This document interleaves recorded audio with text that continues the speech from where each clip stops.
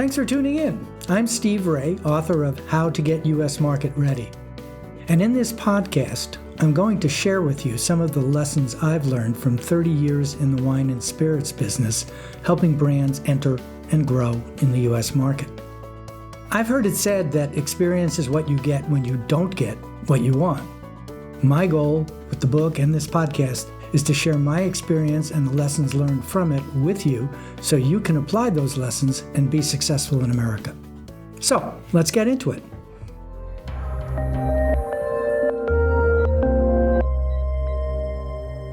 Hi, this is Steve Raye, and I'm back talking about e-commerce in the wine and spirits industry. And I wanted to focus this segment specifically on definitions. I look at the world as e-commerce as the big umbrella title of the sale and or purchase of wines and or spirits via the internet from an entity licensed to sell these products to consumers and delivered to the customer via common carrier. There are different regulations that apply to wine versus spirits versus beer. There are different regulations that apply to domestic versus imported wine. And so we've seen this tremendous surge in development of creative innovation of companies, apps, platforms, tools that have developed around the regulations that deal specifically to wine and spirits direct-to-consumer sales. Keep in mind that e-commerce regulations also differ when sales are from a traditional retailer to a consumer in their home state, intra-state, versus a different state, interstate. We have provided maps that capture the current status of regulations as of September 2020, and you can find them in my blog channel at bevologyinc.com. We will post these definitions and images of the maps. So let's start with traditional retailer, and by that I mean a brick and mortar store or the equivalent. So that could be dedicated retail stores or chains. And examples in the U.S. include K&L in California, BevMo on the West Coast, Binny's in Illinois, ABC in Florida, and Total Wine, which is in probably 30-plus markets. And then there are retail stores and chains that sell merchandise, general merchandise, in addition to wines and or spirits, which we also call FDM, food, drug, and mass merchant. Food includes groceries or supermarkets, which we use synonymously, and those include Publix, Whole Foods, Kroger, H-E-B in Texas, and the like. The D part, drug, is major chains like CVS and Walgreens. Mass merchants include Target and Walmart. And then lastly, club stores, such as Costco, BJ's, and Sam's Club are the big players in the United States. So when we talk about traditional retailer, we're talking about, you'll hear the terms FDM, food, drug, and mass merchant. Stores that you go into will have big displays of different wines, spirits, and depending on the state, beer. Those are traditional retailers.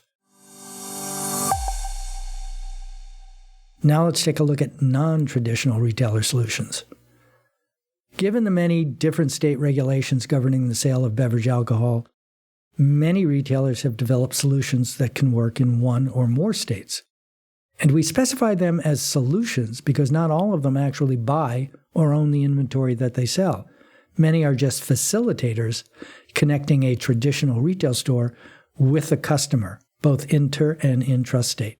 And some examples of this, and they're all various structures and how they work, is Drizzly and minibar delivery, where they're basically the middleman, the marketplace, if you will, where customers go to those sites and then order on those sites and get delivery from individual stores.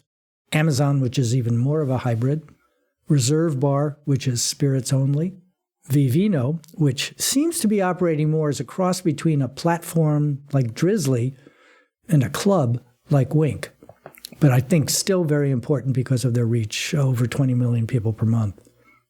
And lastly, there's a category of wine clubs, and they come in a couple of different flavors as well. One is Wink, W-I-N-C. Another is Naked Wines. Another is New York Times Wine Club, Wall Street Journal Wine Club. And these things are subscription. You sign up and they usually curate the products, and they'll send you sometimes a personalized version of what's available on a periodic basis, monthly, quarterly, whatever it happens to be. Then the other side of wine clubs is the winery-owned or managed clubs, and these are exclusive to one particular producer. As we mentioned earlier, domestic producers have the right to sell directly to consumers in maybe 30 to 40 states. So wine clubs really have two flavors. One are subscription or curated versions, and they include Naked Wines, Winc, W-I-N-C, more traditional New York Times Wine Club, Wall Street Journal Wine Club, PBS Wine Club. And then the second category is winery-owned or managed clubs. And these are exclusive to one particular producer.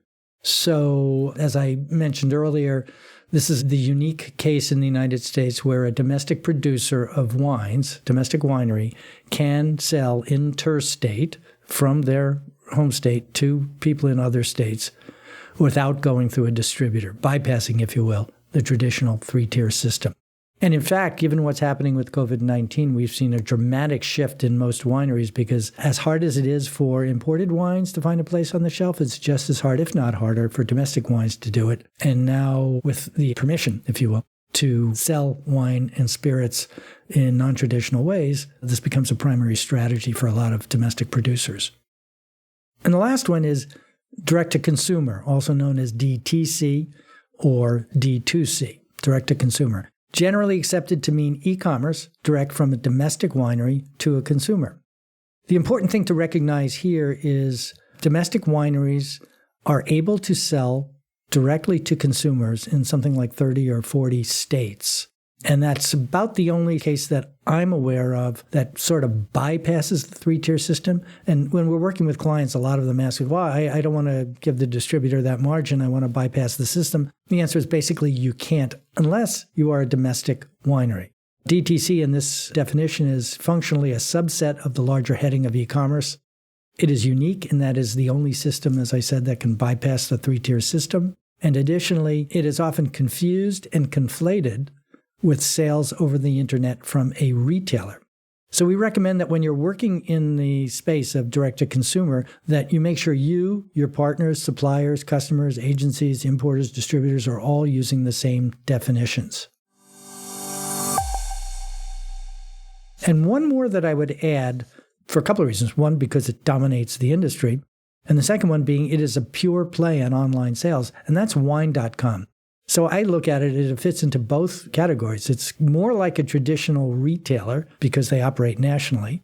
And what's hidden from consumers is all the machinations that they have to go through in order to sell directly to someone in Vermont, which would be different from selling someone in New York, which would be different selling to someone in California. In some cases, they need to have a physical warehouse in a given state, as an example.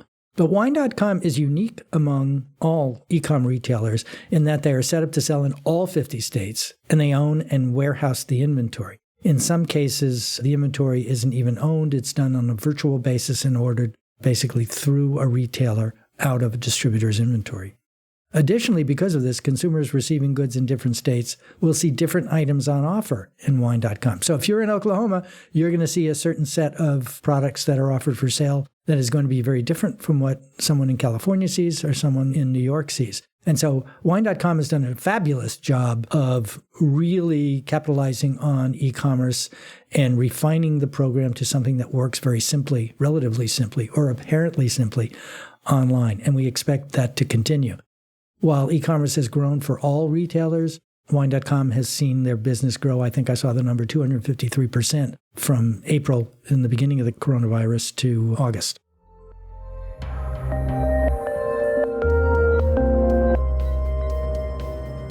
This is Steve Raye saying thanks again for listening on behalf of the Italian Wine Podcast. This is a great headline from the newspaper. Energizer Bunny arrested, charged with battery.